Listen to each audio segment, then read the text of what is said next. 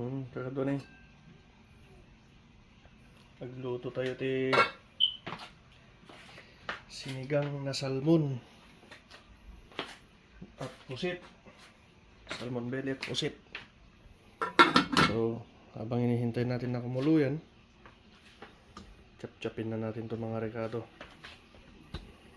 Lutong bahay lang to mga idol.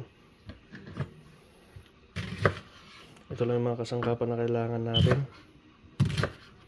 Sibuyas, kamatis, luya at patis. Ganun lang ka-basic. Ito po yung version natin ng sinigang na pusit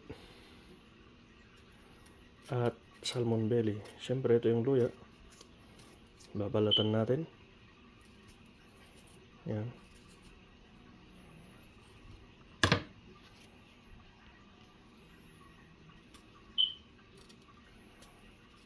Dapat dahan-dahan tayo sa paggamit ng kutsilyo mga idol dahil ito ay delikado. Pag di ka mag-ingat, maaaring mahiwa mo yung daliri mo o short, masugatan ka. Yan, gayatin natin ng pahaba. Optional, depende kung anong klaseng hiwa ang gusto nyo. Mayroong pahaba, pabilog, o kahit ano pa yan. So yan, pwede na natin siyang direktang ilagay dun sa ating tubig habang hinihintay ito na uminit.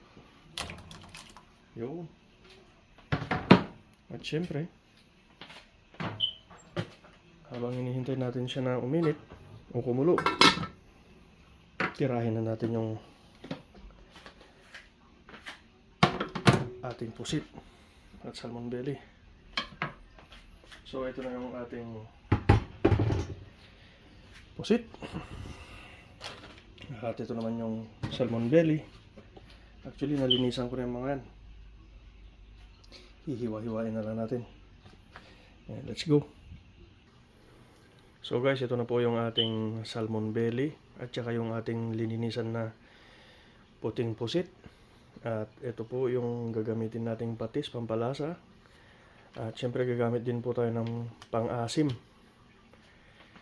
So tingnan natin ngayon yung ating niluluto.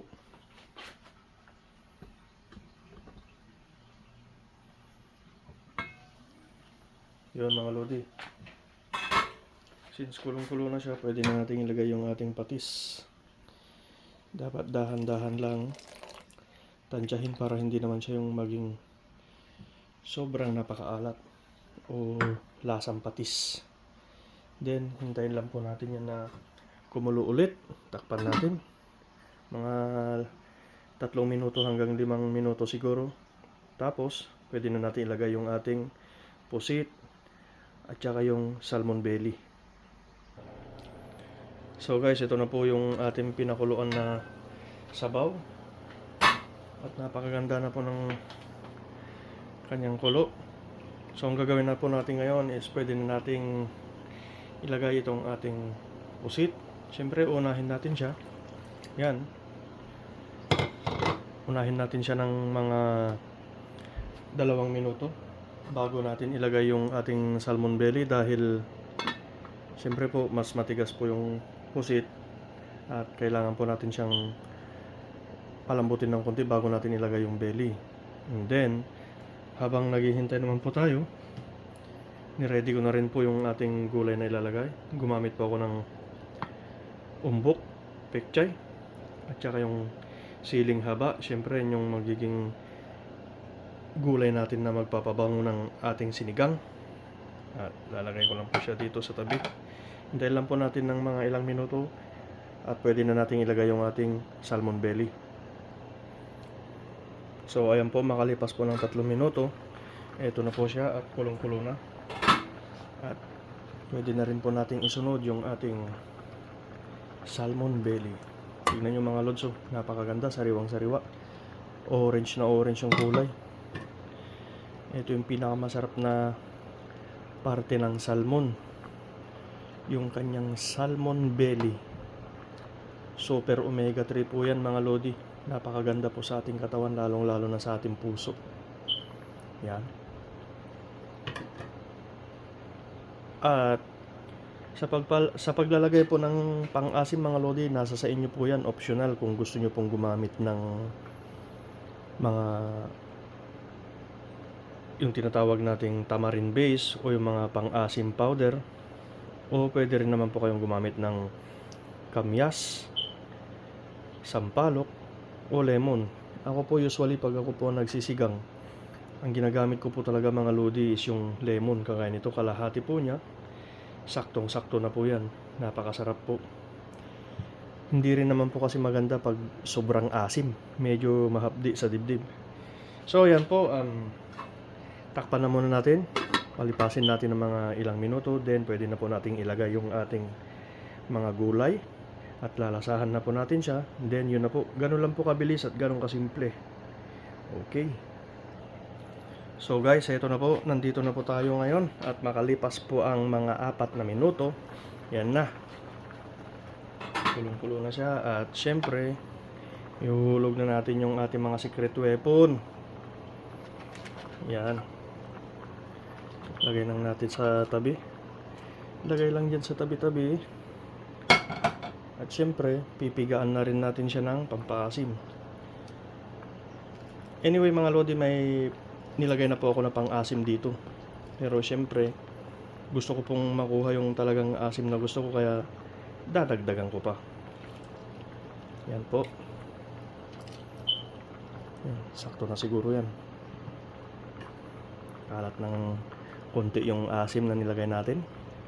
Tapos medyo idiin natin tong gulay na inilagay natin. At syempre, ilagay na rin natin sa gilid yung ating sili. Yan. Mapaparami na naman tayo ng kain nito mga lodi. Yun o. Ito ang isa sa mga pinakapaborito kong ulam. Sinigang na salmon belly with pusit. Mas gusto ko sa pusit yung hindi siya ganong lutong-luto, para pag ginuya mo, medyo malutong-lutong siya, masarap nguyain. Yan. So lalasahan na po natin siya mga lodi. At ito na yung sentensya. Titikman natin yung sabaw. Hihipan natin kasi medyo mainit. Pwede rin kayo magdagdag ng pusit dyan. Ay, ng hipon mga lodi kung gusto nyo. Mas malinamnam na naman pag meron kayong nilagay na pusit. Ba't pusit? Hipon ka ako pala. Sorry. Lalong-lalo na pag yung may ulo. Oh my God. Ang linamnam. Ang sarap-sarap. So, higupin na po natin.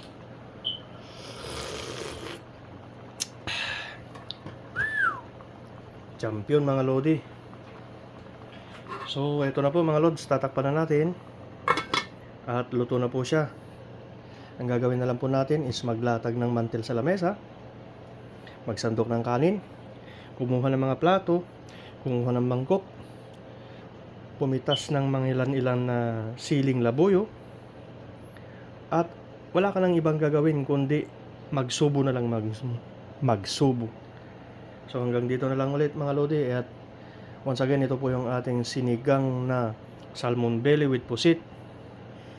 Yummy yummy. Kain na po. Mabuhay po kayong lahat.